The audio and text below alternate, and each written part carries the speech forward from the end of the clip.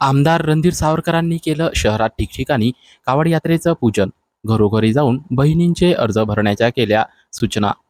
राज्य सरकारने मुख्यमंत्री माझी लाडकी बहीण योजना सुरू केली असून योजनेचे नाव अतिशय वैशिष्ट्यपूर्ण ठेवण्यात आले आहे.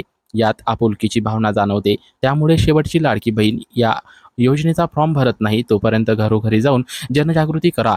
ही योजना कायम बहिणींच्या सेवेत राहणार असून कधीही बंद होणार नाही, अशी ग्वाही भाजपा प्रदेश सरचिटणीस आमदार रणधीर सावरकर यांनी दिली.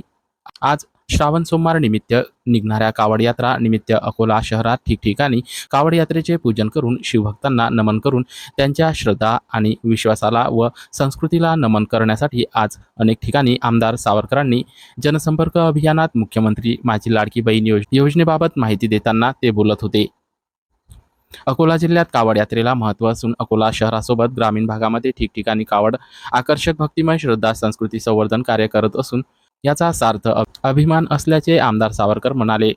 धारगड यात्रा तसेच अकोला पंचकोशीतील कावड भक्तांच्या भेटी घेऊन त्यांच्या भावना समजून त्यांच्या श्रद्धेला व विश्वासाला बळ देण्यासाठी तसेच सरकार सगळ्या सुविधा सर्वांना सोबत घेऊन महाराष्ट्राला सुजलाम सुफलाम करण्यासाठी राज्याचे मुख्यमंत्री एकनाथ शिंदे, उपमुख्यमंत्री देवेंद्र फडणवीस, मुख्यमंत्री अजित पवार यांच्या नेतृत्वाखाली 105 योजनांचा लाभ घ्यावा अशी विनंती व कार्यकर्त्यांनी व सामाजिक कार्यकर्त्यांनी सरकारी योजना सर्वांपर्यंत मिळवून देण्यासाठी पुढाकार घ्यावा असे आवाहन 19 ऑगस्ट रोजी दुपारी 12 वाजता आमदार रणधीर सावरकर यांनी केले.